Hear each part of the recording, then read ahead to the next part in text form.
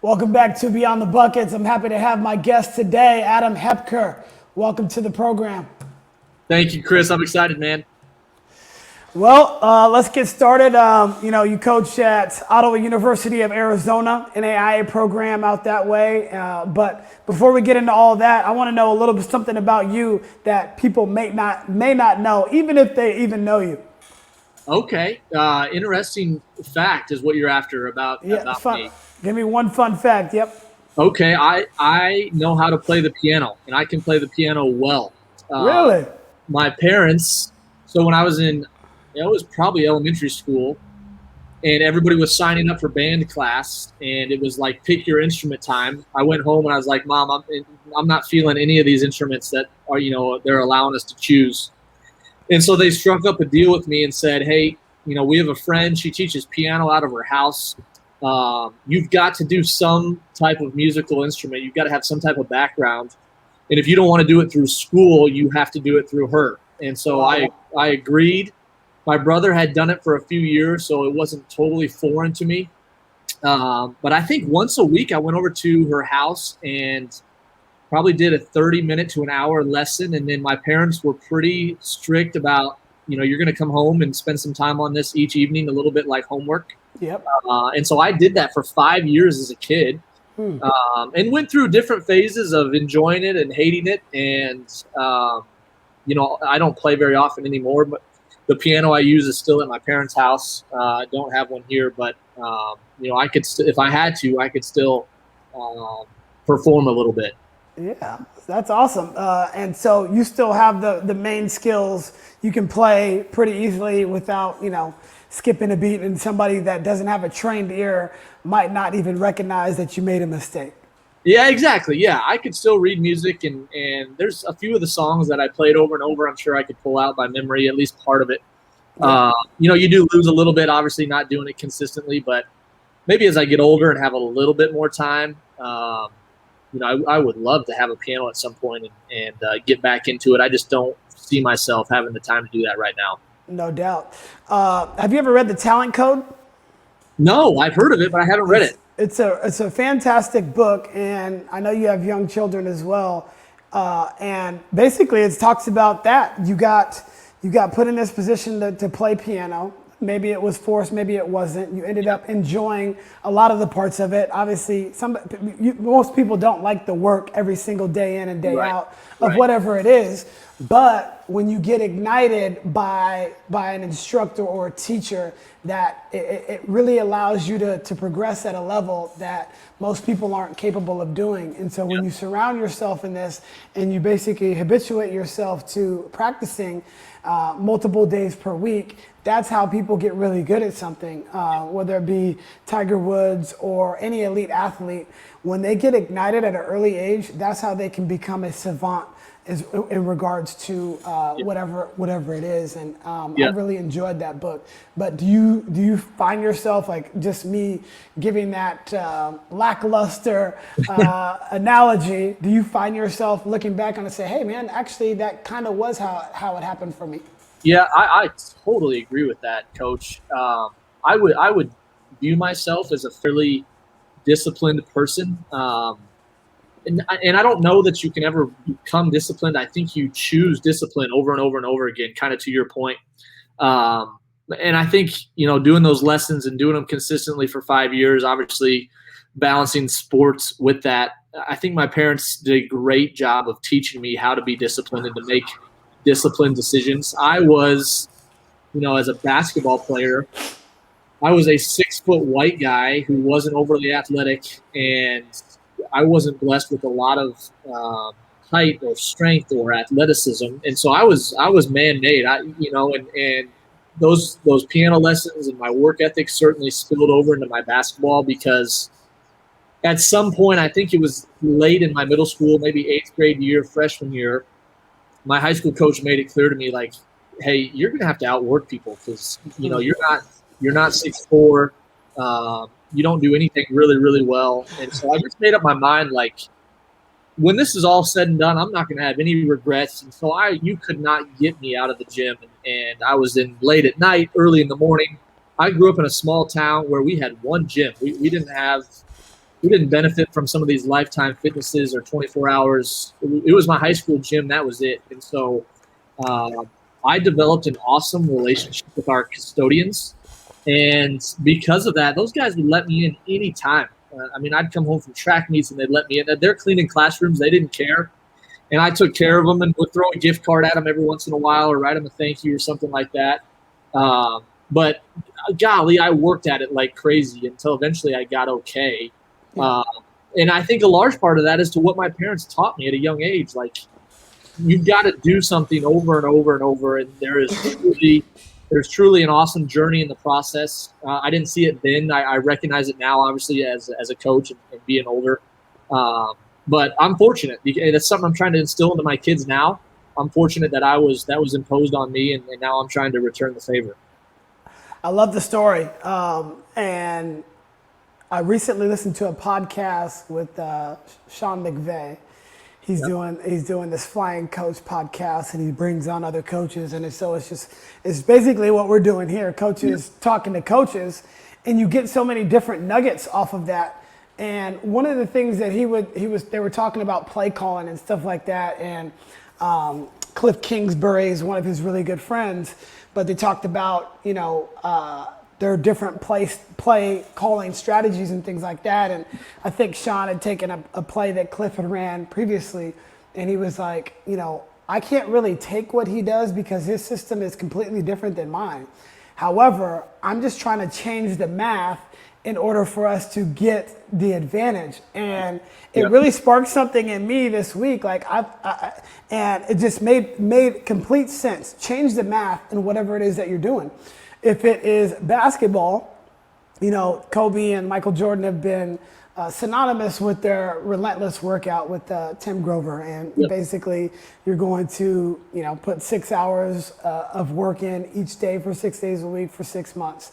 And that becomes a habit. So Kobe would basically make the math work in his favor by doing that. I'm going to wake up at 3, work out from 4 to 6, come back, take care of the kids, whatever they need to do, maybe take a quick nap. I'm going to go from 12 to 2, eat lunch, get a break, play with the kids, and then I'm going to go from 6 to 8 in the evening, and that's how you defeat the math. So if somebody's only putting in 2 hours a day on their skill development, and you are tripling the input, you're also going to triple your output. I'm a big Peloton guy, and I'm trying to get most output out of everything. And so the harder I go and the higher I put that intensity, the easier it is to get the higher output. I look at, and my wife's like, how do you get that output? I'm like, I'm literally exhausted the entire time, but I'm changing the math in my favor, and that's how I'm able to do it. And recently we had our exit meetings because our season ended last week. I had our exit meetings with our players, and we're talking about what are you going to do this offseason. And everybody has these great things, but if they don't have a system or a plan in place, it's never going to come to fruition. So my question to you is, how did you find that? How did you dedicate yourself at that age? What was the motivating factor outside of, your coach telling you have to do it? But ultimately, it's not the time that you spent in the gym with them. It's the unseen hours that you did on your own. I think it's a great question because I did have help. And to your point, we as coaches today, we have to guide kids. We got to give them somewhat of a blueprint. And then obviously they have to take it and run with it. But all those hours Kobe and Mike are putting in, that's half the battle to me. The other half is, what are you doing in those hours? Like, what is your purpose? Do you have a plan? And I was a repetition guy. It was, if you watch me work out, man, it was boring. It was, I'm going to handle it. I'm going to shoot it. I'm going to pass it. I'm going to work on finishing. And I largely did the same thing kind of over and over. And I think we're finding with today's athlete, you got to be a little bit more creative, which I get. I'm on board with.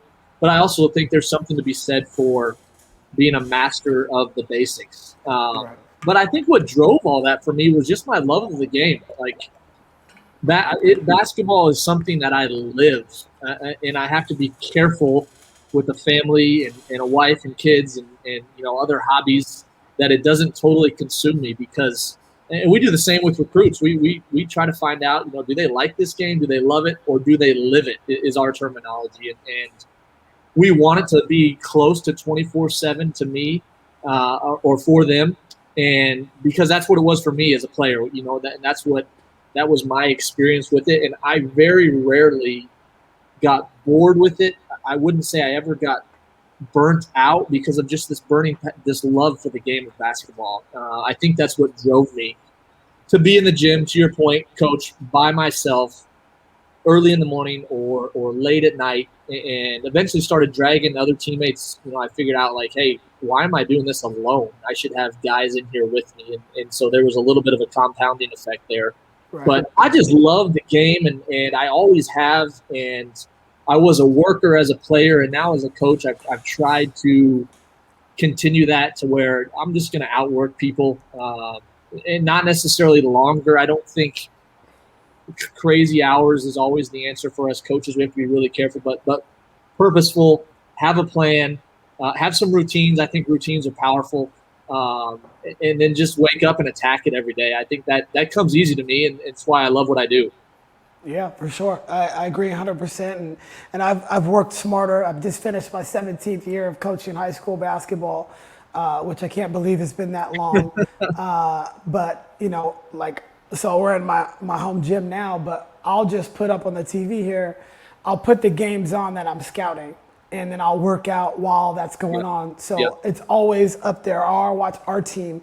And so, in between reps or sets, or if I'm on the Peloton, I'm just going to watch the whole thing. Yeah, I love it. And that's how I've been able to basically make the math work in my favor as a coach. Yep. And I think efficiency is like you mentioned, it's not really about the time. It's about the time, like the quality time that you're doing that activity. You can do the activity for an hour if you're going game speed, but so many people misconstrue the time as being a really good measure of how that's going to translate to the game. And that's really not the case. We can go shoot 5,000 shots in a day. If we're just, going through the motions and we're not going through our regular form and stuff like that, it's really not going to pan out. And that's the hardest part as you get older. You recognize this as a coach, what it actually means. And Adam, you could do this, and I could do this. If we had a player every single day for the whole summer, and they stayed with you, and you were with, and you invested all your time, how good could that player actually be? The sky is really the limit. No matter what the player's ability is, if you can help do that, the problem is we don't have that time. And so, in order for these players to reach their potential, and this really goes along in anything, you have to be extremely disciplined on your own to be able to do that. No doubt. Yeah, no question. You had a really great playing career, NAIA All-American. I believe you guys won a national championship when you were in college too. Did you guys win two or just one? Just one. We went to the Final Four. I was fortunate. We went to the Final Four 3 times, but I say and we won once, which is obviously a giant deal. But freshman year, all 4 years went to the national tournament. My freshman in the NAIA National Tournament until recently was half the field of the Division I guys. So we took 32 teams instead of 64. My freshman year we won one and they got bounced, and then sophomore, junior, and senior year we went to 3 straight Final Fours. And as a junior in 07, which is hard to believe, we won the whole thing. So we won a lot, which is what I remember the most. Yeah. Winning is obviously fun, and I don't think people understand. Well, my school, Eastern Oregon, was Division III, and then it changed over to NAIA. Yeah. While I was going from sophomore to junior year, and people don't understand how good of the competition is at Division II, Division III, NAIA. It doesn't really matter. Like, the competition is really, really good. Yeah. The major difference is not necessarily the skill, but obviously just the pure size and athleticism. But as far as skill goes, it's the same. Yeah.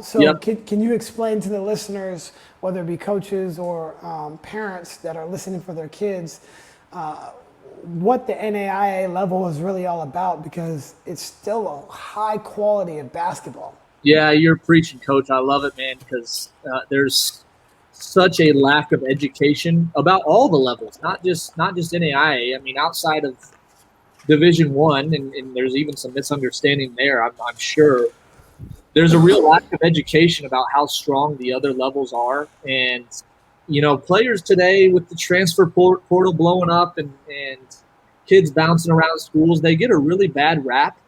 But I've always been like, man, it's these kids are 18 years old, they're 19, they're 20. They're probably more than likely getting some bad advice is more the reality, as opposed to them just making a decision on their own to choose the wrong level. But to your point, the NAIA is an awesome basketball level. There's now one division of NAIA basketball. For years, the only NAIA sport that had two divisions was basketball. Everything else was just one. And last year was the first year we went to one division. So now there's about 250 NAIA programs all competing at the same level. We kind of met in the middle on scholarship allotments. It's D2s used to be able to give about 6, and D1s used to give about 11. Of course, super institutional based, what your university allowed you to do. And now we've met kind of in the middle at 8. Certainly a prime level in the past for some drop-down transfers, because going from NC2A to NAIA, they wouldn't have to sit out a year. And so it's not uncommon to see those guys at our level. But also, to your point, I mean, these are kids that are super, super skilled. They aren't going to be as big and fast and strong as maybe a Division I guy is. But every single year, NAIA programs knock off low major Division I's, and they knock off Division II schools, and the same can be said about Division III. But I don't think high school programs and club programs do a good enough job. There's not enough of them, and I want to be careful not to stereotype them, because there's some awesome programs out there educating their kids on the different levels. Do they give academic aid? Do they give athletic aid? How many can they give? Do they have a JV team that you might be able to be a part of? Can you go play in their open gyms, which is allowed at our level in the off season, and go play with those guys? And I mean, I always tell kids in our area that think they're big time is go to a junior college open gym this summer, or go to a Division III open gym, or come to our NAIA open gym, and then see how you impact the game on both ends. How do you make an impact on offense, and how do you make an impact on defense? And I think a lot of times they're blown away at the level of ability at our level. So it's a level I played at. It's a level I've coached at now for 11 years. So I'm obviously a little biased. I have complete respect for the other levels and the coaching and the playing that goes on at those levels. But, NAIA basketball, we give full athletic scholarships. Many programs can stack academic and basketball together to make it happen. NAIA schools give out millions of dollars in scholarships every single year. We now have a 64-team national tournament, just like the Division I guys do. And it's just really, really high-level basketball. I think and there's teams all over the country. And so if people have a chance to go check out an NAIA game, I think they'll be blown away. Absolutely. And you can still have the opportunity to play professionally like yourself. I believe you played in Germany. And Yep. so if you have a good career, it really doesn't matter where you're at. You're going to get opportunities, and that's really all you want. If you love the game like yourself, and you live the game like your motto, I think Yep. it's a great tool. I get so many parents that ask me, hey, what level do you think my son or daughter can play at? And I'm in the high school world, I'm in the club world. And the answer that I've always come up with is go where they really want you. Yep. And it's important for the coach to really, really want that player. And if you're chasing this goal or this school that doesn't really want you, well, they're not going to prioritize you as things get progress. Yeah. Even if they love you, you might like your players and your team, but you're gonna try to out recruit every class that you've already had, and that's just a system of what it is. And I don't think a lot of people understand that. Like, they're always trying to get people that are better than you, because Yep. it's going to Yep. hopefully impact the entire group and raise the competition level. and really fight for people's spots, and you want to get more depth and all of that. But Yep. I always tell people, go where they really want you. And if they don't really want you, that's probably not the place that you want to go. Yep. And that's great advice. It's awesome advice. And how do you know if you're wanted? Do they talk to you consistently throughout the week? I mean, our top guys, our top of the list guys on our recruiting board, man, we're talking to close to every single day. And so if you're wanted, you're going to hear from those coaches over and over and over throughout a week in different avenues, whether it be phone calls or text or emails or social media and stuff like that. And I want to, before you continue, I want to double click on that. What are the communications that you are sending out personally to these potential recruits? Like, you obviously don't want to be that guy that's just always hitting them up, and the kids are like, oh, coach is hitting me up again. And what is that line? Like, how is that line, defined by you and your staff? I think with our top guys, that's a great question, because certainly don't ever want to get annoying, but I think kids for the most part, 9 out of 10 kids that I talk to want to be heard from college coaches. They like that. They appreciate that attention. But it's a relationship. It's our business, to me, is 100% about relationships. And so as I talk to these kids every day or every single day, it just gives us another opportunity to learn more about each other. And once that trust and credibility is established, this goes way beyond surface level stuff. I'm sending them clips of themselves. I might send them clips of the NBA game the night before and talk through it. Like, I'm trying to gauge basketball IQ and their love for the game. Did they watch the game last night? If they really, really trust me and I trust them because I've recruited them for a long time, man, I'm going to start critiquing their game a little bit. I am not going to hesitate to say, like, we love you. We love your game. We would take you tomorrow, but here's what you've got to continue to add. I'm not going to hesitate to do that at all because of how long I've known that recruit. So it's, to me, it quickly goes beyond surface level, Chris, and it gets into like, hey, here's our vision for you. Here's how you fit with us, which I think is important, rather than just throwing broad statements at recruits, which I think a lot of programs do, is painting a very clear picture of where we see them. And then here's how you get there between, your junior summer and next spring when you're on campus, and really lay that out for them. Most kids, if we're on the right kids, respond really, really well to that. And if they don't, it's probably not a kid that is going to fit with us ultimately. So, I think there's another wave of transfers coming right now. And to me, Chris, that's because kids have shown up on campus for summer school and workouts, and what they were promised and preached to in recruiting is all of a sudden not the case. You know what I mean? And so the more we can be honest with them throughout the recruiting process, it's going to alleviate some of that. And so we try to be, I consider myself a truth teller. I try to carry that over into my recruiting as best I can. Right. I love it. I'm always curious and interested in coaches, how they start at a new program. So you might be coming in, there might have been another coach there, things like that. And then, you got your staff and you're trying to put your stamp on it. And I've done that a couple times now at the high school level, but I think it's a lot different when you have to do it from the ground up, where it's brand new. I can identify with that as far as like club, where we started in 2010, brand new, and it was just like we struggled and did figure it all out, things right? And figured it out. What were some of the things that you and your head coach did to like bring this? You got a brand new school. Like what were the 10 items or whatever? You can give me the Cliff Notes version that you guys, all right, we gotta do this, we gotta do this, we gotta do this, we have to get uniforms. There's just so many things that I can think of, but where did you guys start? Because the list seems extremely long, rather than just coming into a new system. They've already got all the structure. But just an interesting time, and I'm excited to hear about it. Yeah, we joke about it, but to your point, Chris, like, we didn't have freaking uniforms. We didn't even know what our school colors were when we took the job. So we took over in the spring. We started a brand new basketball program. at Ottawa University of Arizona in Surprise, Arizona. We're out on the west side of Phoenix, about 35 minutes from downtown, in 2017, the spring of 2017. So we just completed year 4.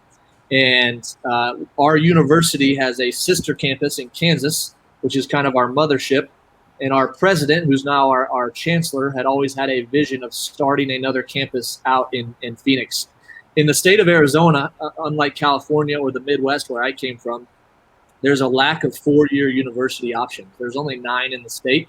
There's a really, really quality junior college system out here, but there's not very many 4-year opportunities. And so our chancellor, being a visionary, said, hey, let's start one in the West Valley of Phoenix, and pulled the trigger on that in January of 2017.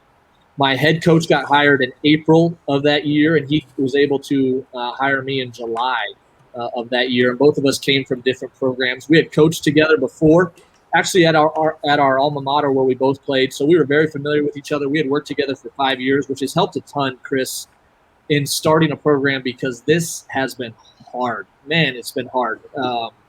It's to your point with starting your club program, you don't recognize all the hurdles and obstacles you're going to have to overcome. You can't, if you were to sit down with a piece of paper and try to list them out, you just can't. There's just so many things you don't think of. So we had to sign 16 dudes between April and the fall of that year. Our football team, so we started 20 sports that year as a university. Our football team was the lone program, because of their large roster size, that was given a year to recruit and get their feet underneath them. Everybody else played that initial year, that initial fall, in the fall of 2017. And so we signed 16 guys between April and August of that year, which was difficult because nobody knew who we were. We didn't have a facility. We didn't have a weight room.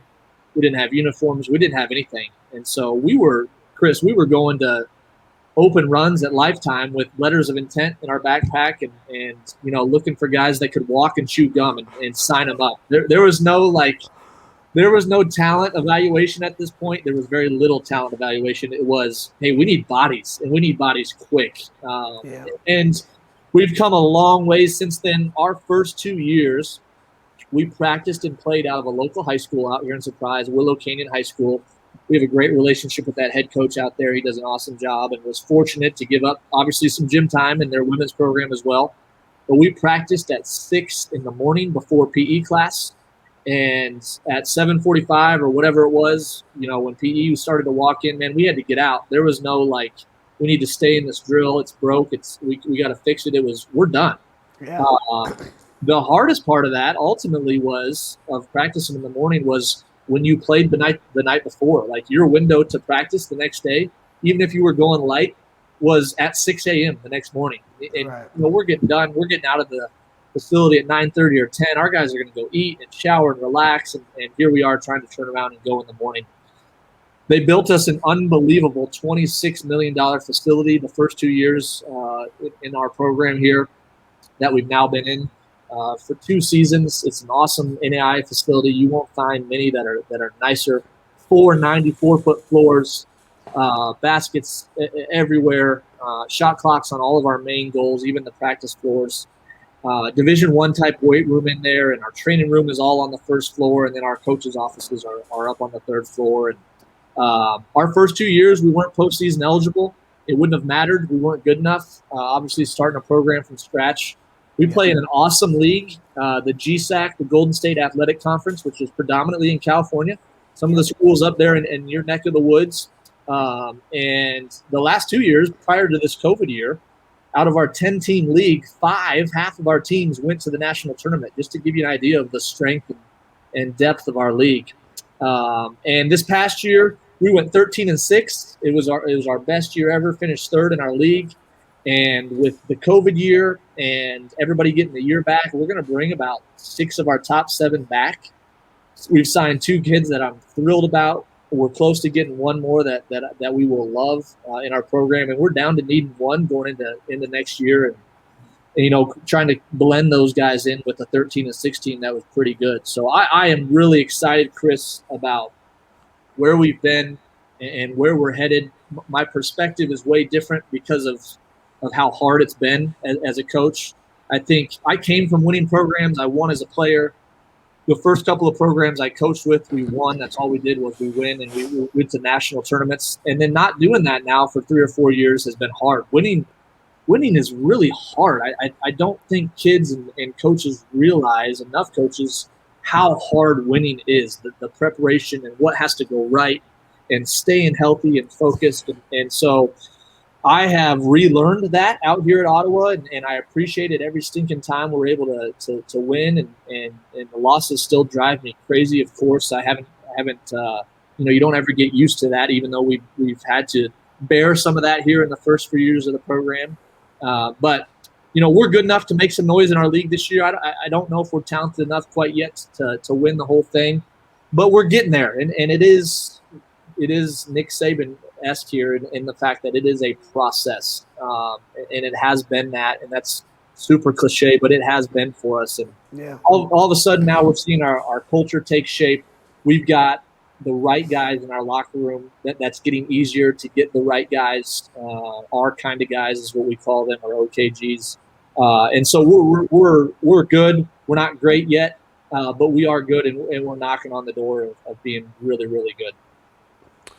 Yeah, the winning coach. I mean, that's tough. Like, we put so much into it, and when you lose a game, it takes so much out of you. And then a lot of the times the wins are just relief. Yes. Yes. And just every year it's just so hard to win.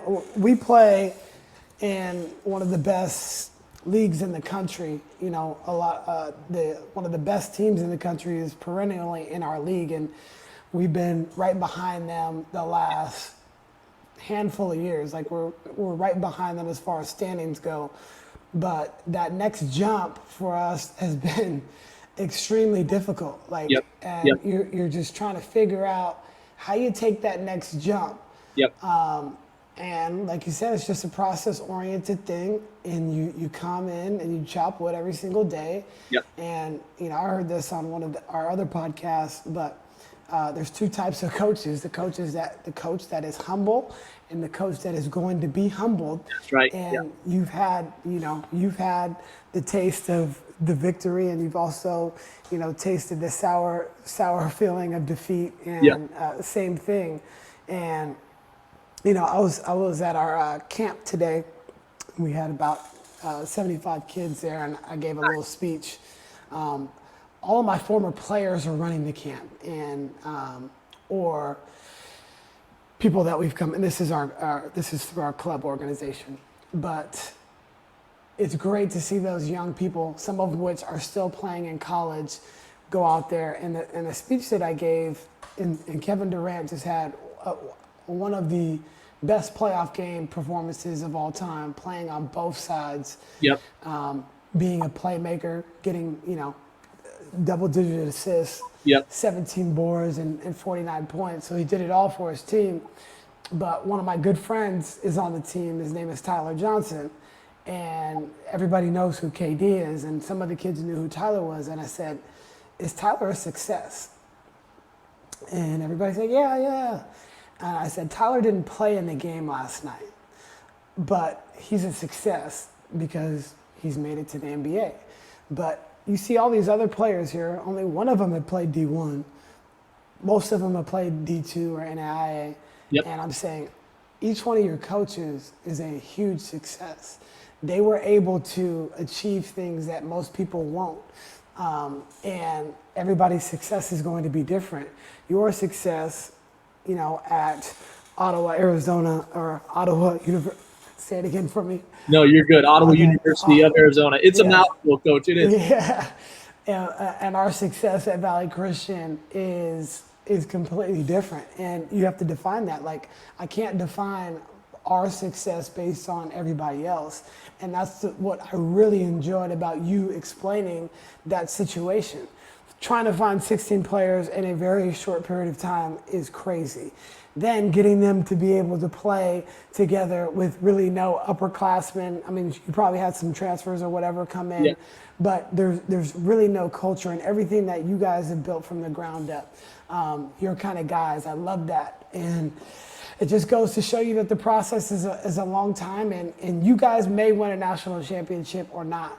But if you don't, your program is still at a high level of success, which you guys have already done in this short period of time. It is really hard to get to where you're at. 13-6 this year, after four seasons where these other teams have been around for way more than 4 years, is an extreme success. So I just wanted to give you your kudos and your flowers while you guys are in this process, because I know how difficult it could be to be in the arena like you guys are. That's right. Yeah, I appreciate that. And we've heard that this offseason, of course. I'm sure our guys have heard it too. And as a coach, it's like, man, if you stop and reflect, you're like, we have come a long ways. And all of a sudden that product that we're putting out there every night is decent. Like, because there was a couple of years there where, like, you question when you get beat and you lose consistently as a coach, and every coach has been through this. You question everything. And so we have been there, and now we're starting to hear that, hey, you guys are fun to watch, and you're close to being really, really good. Can't wait to watch you guys play next year, which is great. And our guys need to hear that, and we need to hear it too some. But it's that fine line of staying hungry, and obviously as a coach, it's never good enough. It's, in our eyes, it's we're not there and never will be. But it's that chase, it's that pursuit. To your point, Coach, that we're after. So it's good to hear. I appreciate that. I am not going to sit here and now say, Coach, now we want 30 wins next year, because when you start from scratch and you start from nothing, 13-6 is a heck of a year, and we're excited about what we can continue to do. And it's hard. I mean, it's just getting your teeth kicked in, what it seems like over and over. Like, even if you are winning, but those six losses that you had this year probably felt like, like what are we gonna do, and scratch everything. Talk about off the court, as a college coach. Your time is being poured into all these other young people that are not related to you, but you have a wife and 3 young children. How are you able to manage that time? Obviously, when you're younger and you're either single or you're dating, you can devote so much of your time to all of these other people. But now, as I do it, and we practice in the mornings actually too, because I want my evenings with my own family. I love it. Because I'm away from them so much. They've sacrificed more than I have to sacrifice. Like, I get to go do something that I really love and enjoy. But we switched our practices to 6:30 to 8:30 in the morning, and this was 5 years ago. It's worked out well for us, unless when we have a late game in San Francisco and then we got to come back. And in that point, we would do either film or something like that. You're just not going to get that day back. But what have you done with you and your family, and how do you prioritize them? Because obviously nothing's going to be more important than those 4 individuals. Exactly. And I'm really fortunate, Chris, number one, to have a wife who is all in on my coaching career and always has been. We dated when I was a player in college, and so she got a little taste of, like, this dude's crazy. Like, he's always in the gym. And so she has been exposed to that for a long time, which has helped. And she has now made 2 different moves with me as a coach. And so she gets the fluidity of this whole coaching industry, and she also gets the highs and lows that I experience, and she's great about helping me to work through some of those. So I will say that first and foremost, I'm super fortunate to have a wife. Like, coaches' wives are saints, Coach. You know this. Like, what they put up with, and feeding my players. We just had one of my guys live with us for 2 weeks, and so now she's feeding a 18-year-old instead of, a 9-year-old who doesn't eat quite as much, and doing laundry and all, like, the stuff that coaches' wives do just don't get talked about enough. So I'm really, really fortunate there. And my kids are young. My oldest is 8, and then I go 8 to 5 and 2. And the other way I'm fortunate is, in our program, it's very family oriented, and my head coach is cognizant of, hey, Hep, you've been here a long time, man. You need to go home, or do you need a day? Like, these are conversations that we have. It's never, why aren't you out on the road? Why aren't you recruiting? Why aren't you in LA? Why aren't you in Vegas? Obviously, we do that and have to do that to a certain extent. But I also think, Chris, that's one of the beauties of our level, the small college level, is it doesn't come with the pressures that maybe other levels might. Not that we don't want to win and don't build in our own pressure, but, some of those guys and girls at that level, are just, they have to be consumed with it because of the amount of money they make and the amount of money riding on their team's wins and other factors like that. But my kids are in the gym all the time. I bring them to practice with me. That's not uncommon. I don't worry about them learning a new word in our practices from one of our guys because we just don't allow that. That doesn't take place. My kids love our players. They talk about them all the time, asking me what numbers they are and when they're coming over to the house next. And the 2 weeks that we had McKay, one of our players, live with us, my kids just loved, and they couldn't get enough of McKay, and now they're wondering where he is because he's gone home here for a few weeks. And so it is a seamless transition between my family and our basketball program. I'd love to take them on the road at some point when my kids are old enough, but I want them to be a part. I want them to see what I do, and it helps that they like the game and they enjoy going to the games. Certainly during the season, it gets long, and the basketball season is longer than any other season. 7 or 8 months at your level, and even longer at our level, and more games, more practices than maybe any other sport.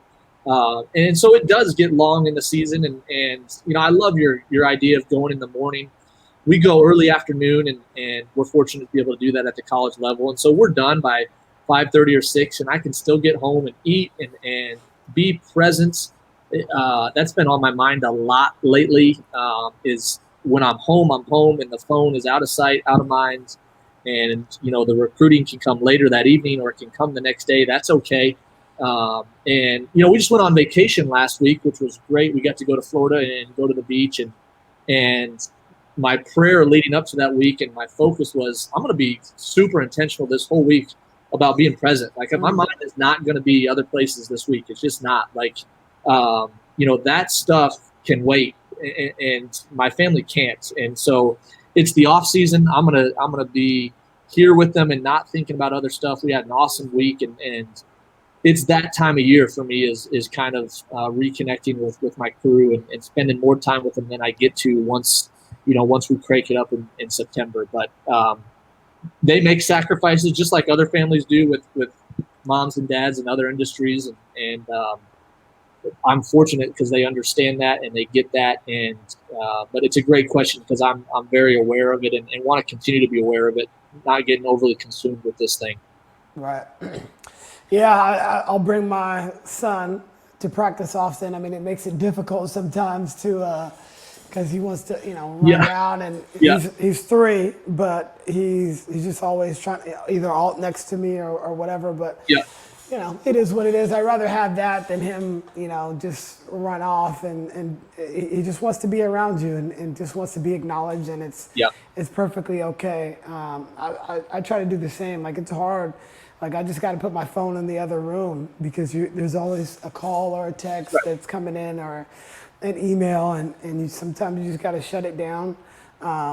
It's just a difficult thing to manage all of that, but sounds like you're doing a great job. I try to do a good job at it. I can probably be a lot better, but I will bring my family on these trips. Like before COVID last year, when we went down and we played at somewhere in the Chino Hills area, but LA tournament. We all flew down.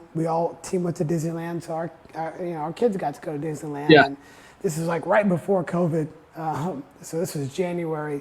But we go out early January and let the players have their fun, and we me and my assistant coach and his family, and we just make it a big family-oriented thing. That's awesome. My staff will go to dinners after, and it's not mandatory, but everybody wants to do it. Or we'll come to my house and we'll just sit around and have some wine or something like that, and just mostly talk about the game. But just that fellowship that you get with the people that you really enjoy, because like most of our free time is taken up by other things. So I get to hang out with my good friends while I'm coaching, and that's what's important to us. And really, it makes it just more fun that way.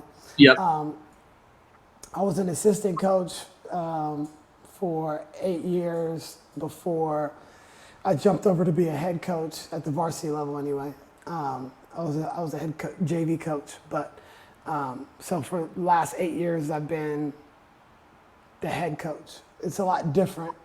You know, you have a lot of ideas as an assistant coach, and then people always say you never know until you have to actually make that transition, and I really think that is true. The question I always get is would you ever want to go to college? And my answer is no, because smart man.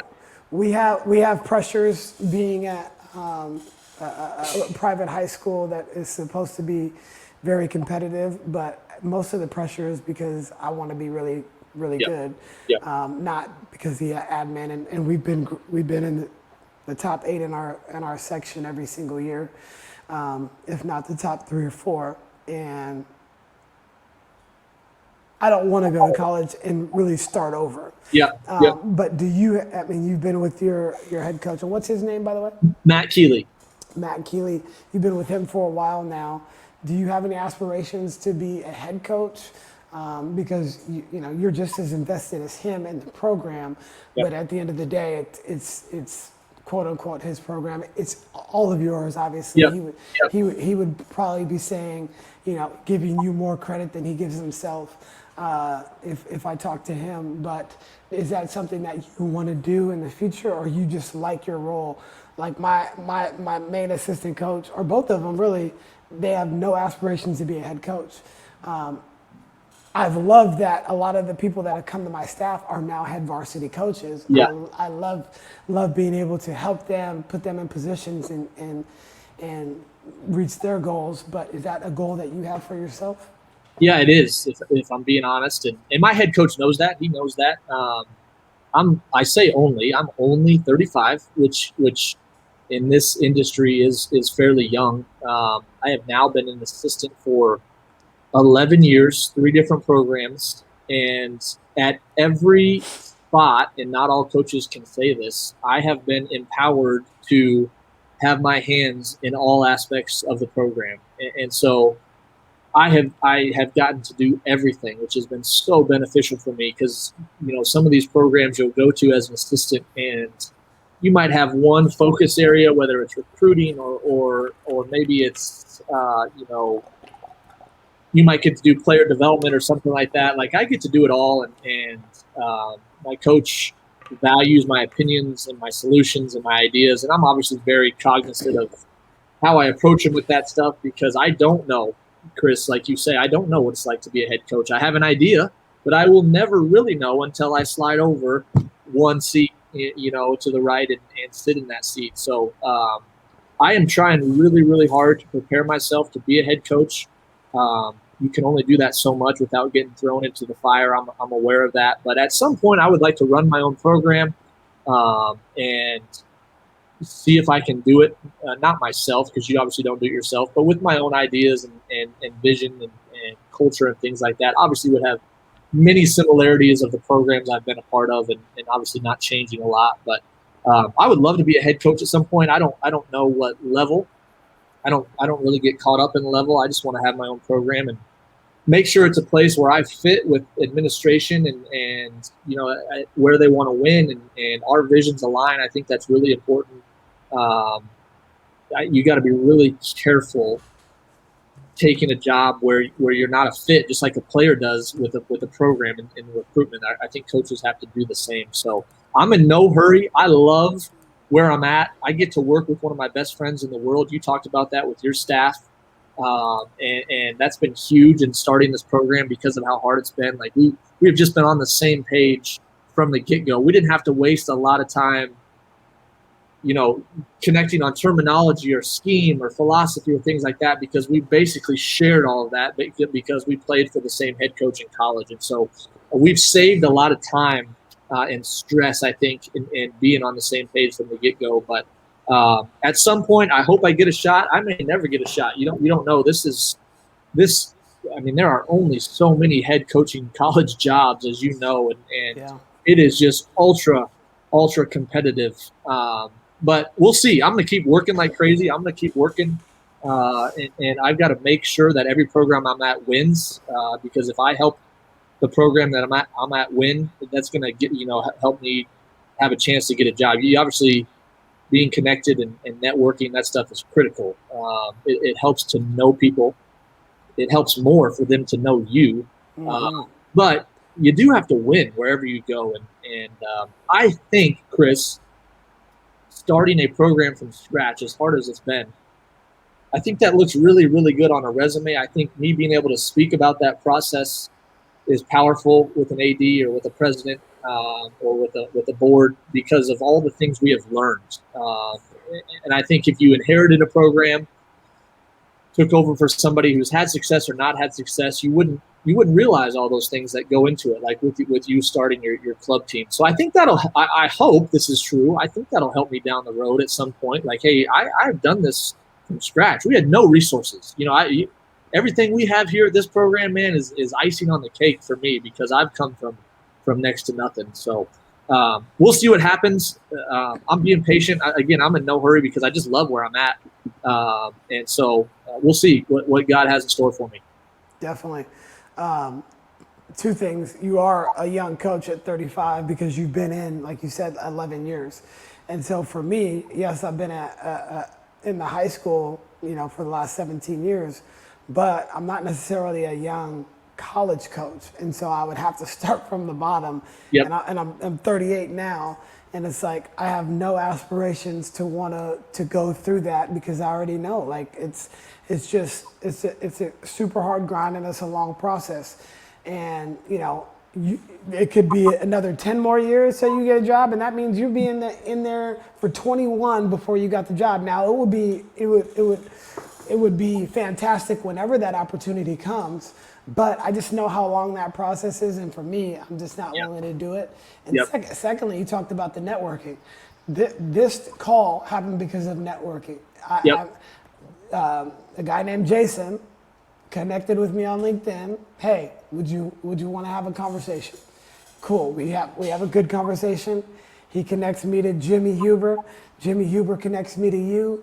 I'm going to probably connect you with a few different people and vice versa. I'm going to ask you in just a little bit who I should be connected with. And that's how it all works out. When I'm in Phoenix, I'm definitely going to hit you up and say, hey man, can we go grab a bite and hang and talk hoops? I'm definitely going to take you up on the offer to come out there and spend a few days, probably this preseason, honestly. And it's like, that's how this thing works. And it's the old adage, it's not what you know, it's who you know. It ends up happening over and over. Who knows? You could ask me and whenever you get your job, hey coach, would you want to come jump on my staff? I might be like, that may be something that I want to do in the future. Who knows? And the networking piece is just a great thing. As I started this podcast 15, 16 months ago now, and the people that I've been able to reach is unprecedented, whether it be NBA players, WNBA players, college coaches, people that have nothing to do with basketball. It's been a fantastic ride. People in Australia, people in New York, people in Florida, people.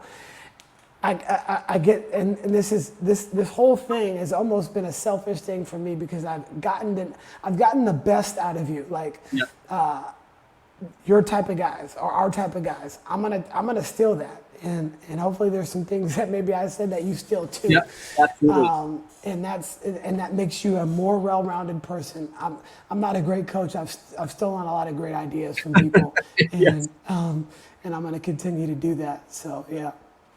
Yeah, the basketball world, the basketball community is so small, isn't it? Like it's always like 1 or 2 degrees of separation before I know somebody that knows Chris. It always amazes me how connected guys and girls both ways, both sides of the ball are connected in the basketball world. I'm blown away by that. I mean, I have moved halfway across the country to Arizona from the Midwest where I coached and played my whole life. And there are people out here who are from the Midwest, who I knew in high school, who, I played against in high school and coaches that I coached against in college and other programs. And so it doesn't take long to build some really awesome relationships in this game because of how the basketball world seems big. It's not. I don't care what level you're at. It's just so.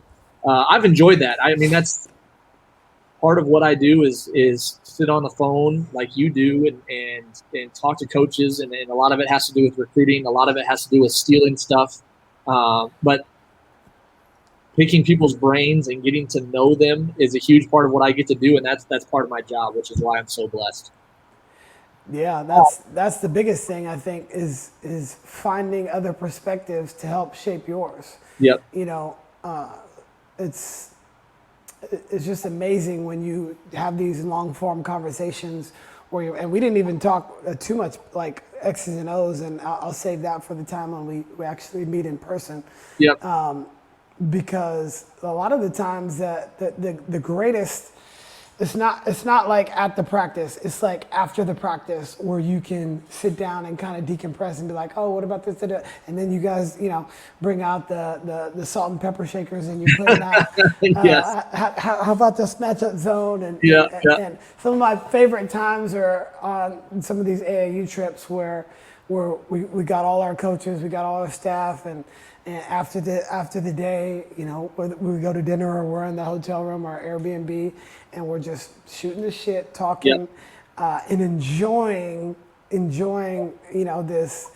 this time together based on this game that we all love. There's no better moments than some of those on the road. Yeah, I totally agree. I mean, I think young coaches in our industry, I don't care what level, I'm sensing there's a really large misconception, Chris. I'm sure you've seen this, of how big of a role like the X's and O's, like the scheme plays a part. And it's just not like it's that's all I see on social media as I talk to coaches in person or over the phone, specifically young coaches. They want to know about a set or an action or a defensive coverage. And is that important? Yeah, like I'll X and O with you all day and talk schemes, and that's great. But that is such a small part of what we do. Like, it's about empowering your players, having unbelievable relationships for them. Can you get them to play hard? Can you get them to be competitive and play present and play focused on that possession? Like, that's what the great coaches do, is they develop a connected team. Like, you got to have talent. You have to have some type of scheme. But more important than that, you got to have dudes that play hard and play together. And for the young coaches, and I'm young, I'm 35, so this is a great reminder to me too. But it has been brought to my attention in recent months and years, like how caught up a lot of coaches get in that side of it. And it's important, but it's not close to being the most important. And I say that just as like hey, make sure you're worried about the right stuff with your team, because that's such a small part of what we do. Yeah, one of the biggest things is like when I first came in, I had 50 offensive sets. I had no business having that many sets. There was going to be no chance that we could be great at any of them. Yeah. Now we keep it very, very simple, offensively, defensively. We'll mix it up and things like that. But it's and this goes for life, for all the listeners. Keep things very simple.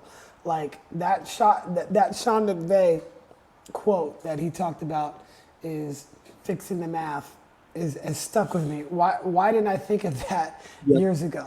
And if we're going to talk X's and O's, we're trying to create the advantage or disadvantage all of the time.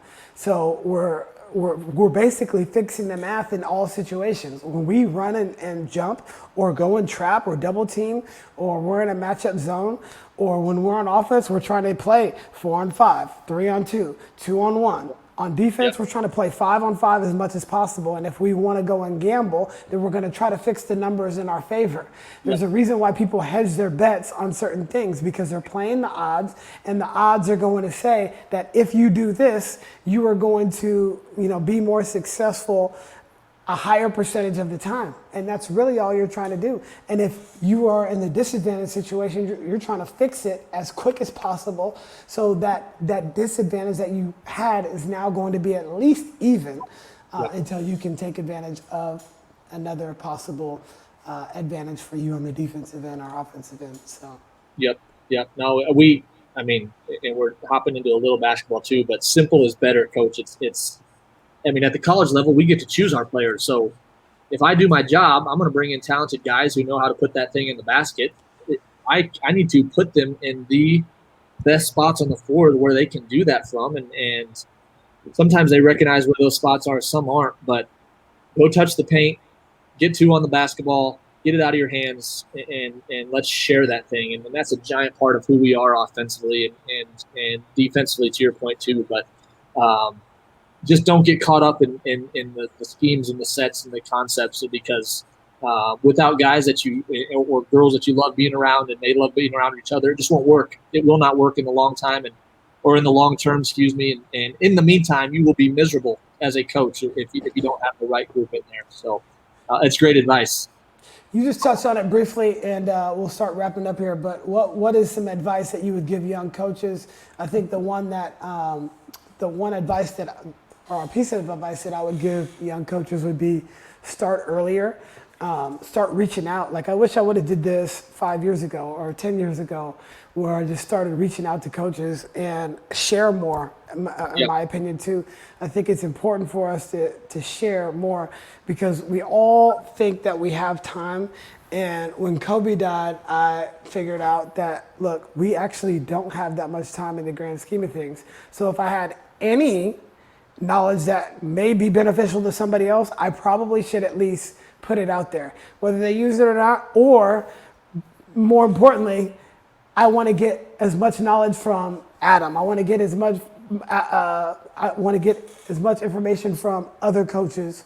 Yep. So at least they can put it out there. And if it helps somebody, great. And if it doesn't, at least we attempted to do that. So my two things would be, number one, reach out more to older coaches, because everybody, like you said, the basketball world, everybody's willing to help out if you just ask. And second, like, I haven't had nobody say no to come on this podcast. There's not been one person that has said no. And then secondly, I would say share more, share your thoughts, share your sets. If you got a great set, please believe somebody else has probably already done it.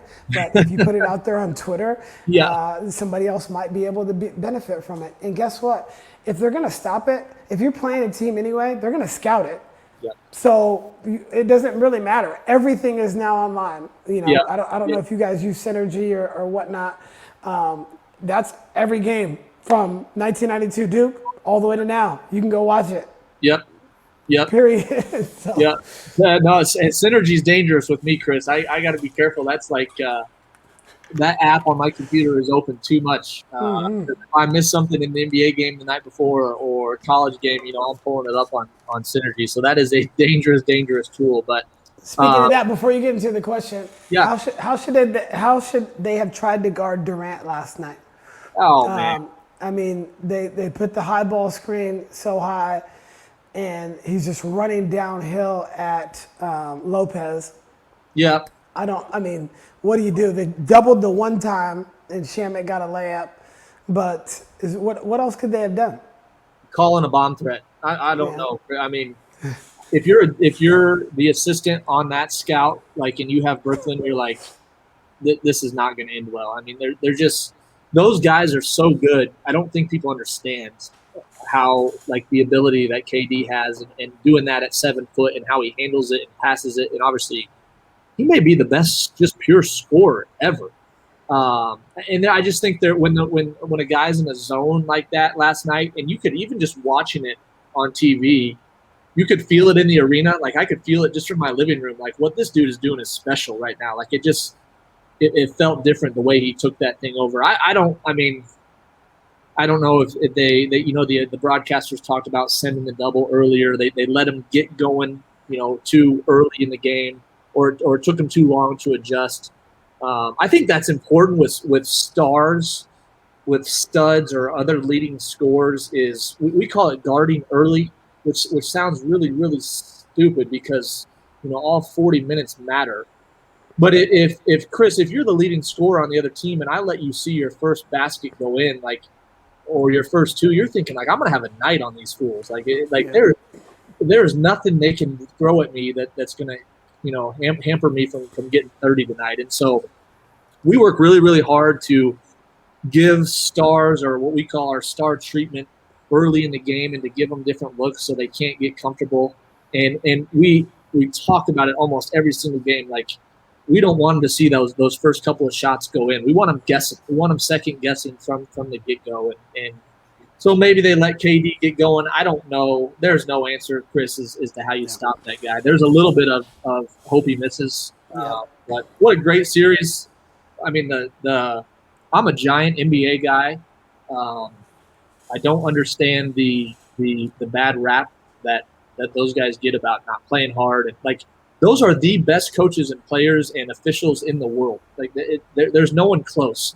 And so why as lower level coaches would we not be studying what they do and how they do it? And obviously that game is different. Don't get me wrong. It is a different game. But if they are the best in the world, to your point about stealing stuff, why would we not steal from them? So I love the NBA. I love watching. I don't care whether it's the postseason or the regular season. If there's a game on, I'm going to watch it. And because I think it'll trickle down eventually from the NBA. So why not be on top of it, right? And see if you can't steal some stuff early.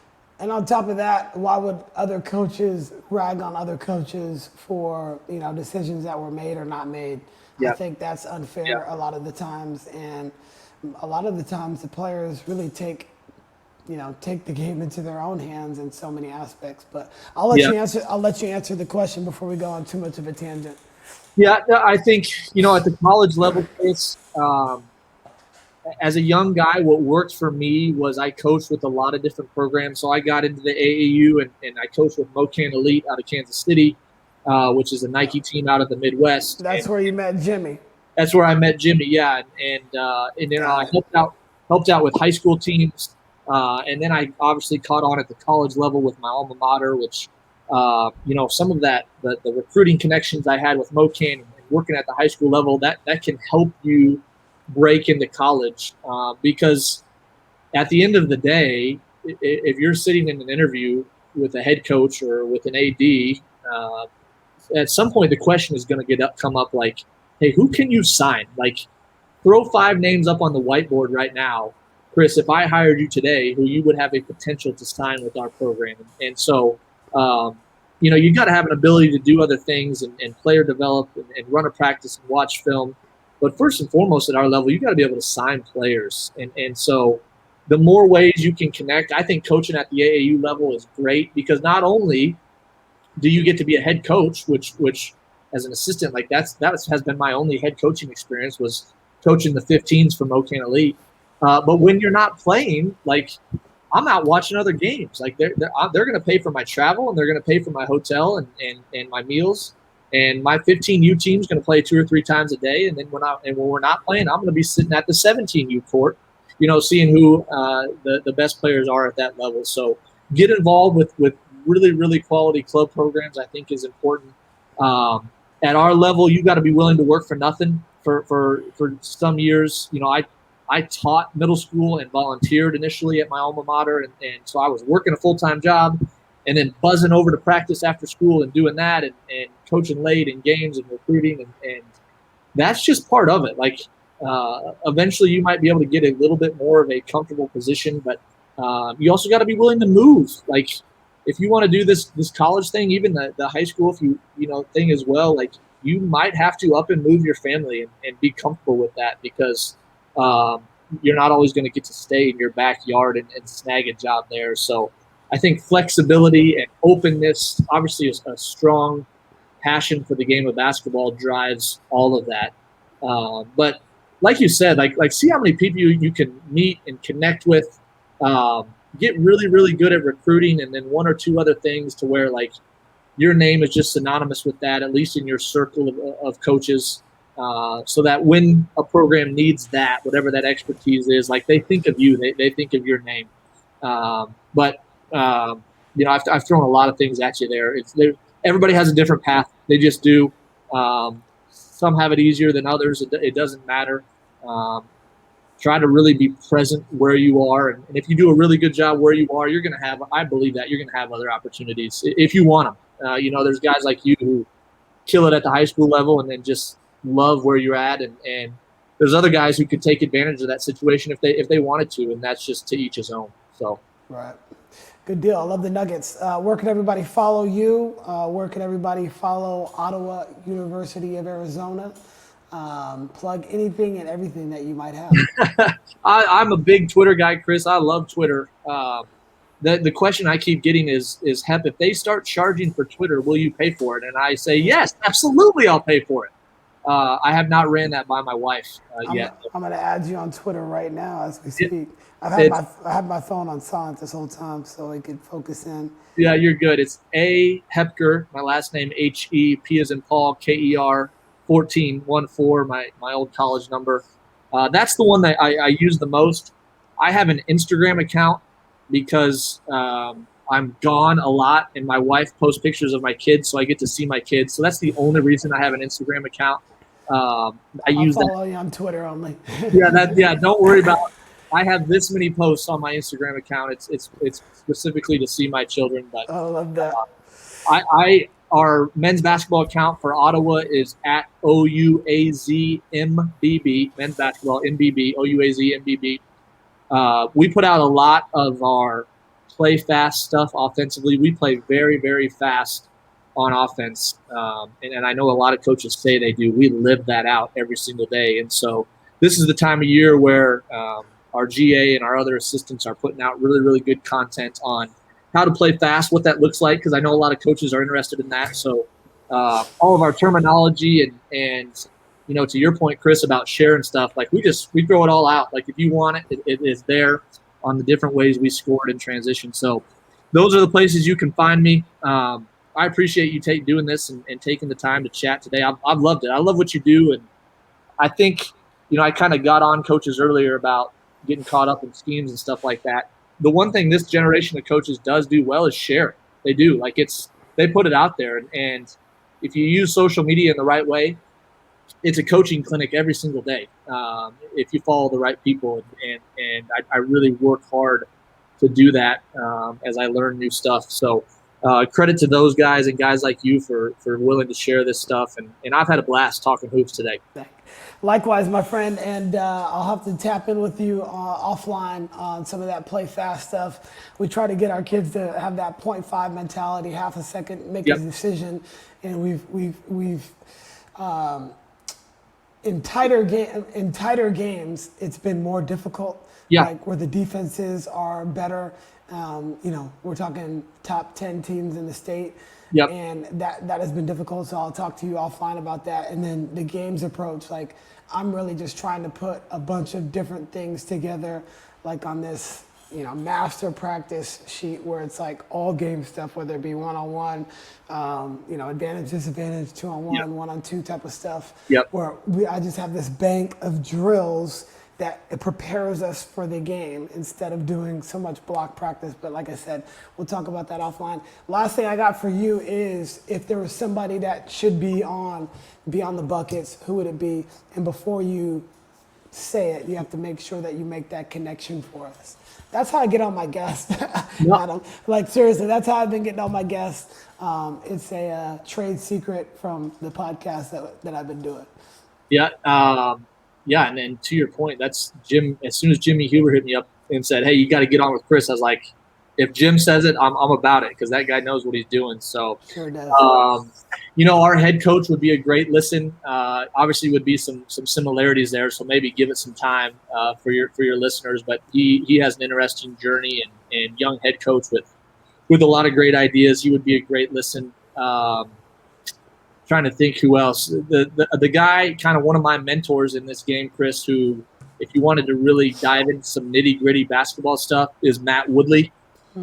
He's out at Wake Forest. He's an Iowa guy who I've been in touch with for a long, long time. He's been at the G League level and Division I level. He was a head coach at the D2 level. I think he even has coached some high school. And so this guy has been at every level, and he is a basketball savant. And so I can connect you with him.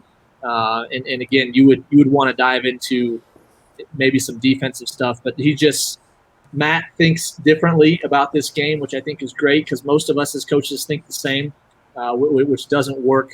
And so either Matt Keeley, my head coach, or Matt Woodley, I think would be two great guys to have on. either / both. I would love to have That's them. right. Yeah. They would sound like terrific people. So we'll talk about that offline. Thank you, Coach, for joining us. You're welcome, man. Had fun.